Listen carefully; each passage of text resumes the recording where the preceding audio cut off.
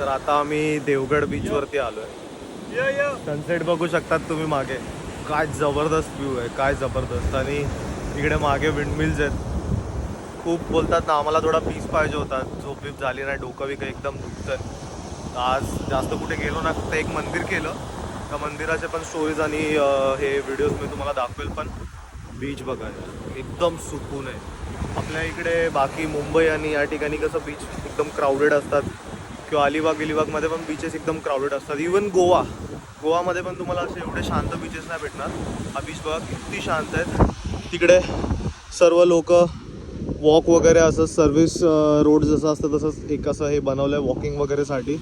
हे खूप छान असे मस्त इथे विंडमिल्स आहेत, त्यांचा फोटोशूट चालू आहे. आणि सनसेट काय गोल्डन, हे बघा व्ह्यू बघा काय जबरदस्त आहे. म्हणजे बोलतात ना, स्पीचलेस झालो आहे मी. आणि बोलतात एकदम पीस.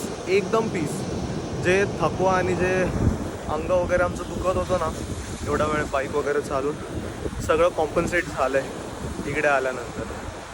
आणि आता रात्री विचार करतो आम्ही लोक इकडेच जेवण वगैरे परत थोडा वेळ इकडे येऊ रात्री.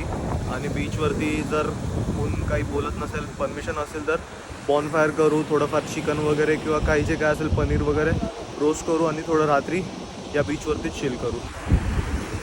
या लोकांनी इकडे बोलतात ना, अर्धा कॅमेराची मेमरी इथेच संपवून टाकली. एवढे फोटो काढलेत आणि एवढ्या व्हिडिओ काढलेत, पण थांबतच नाही ते लोक. हा बघा माऊली बघा, आणि हा बघा ऋषी.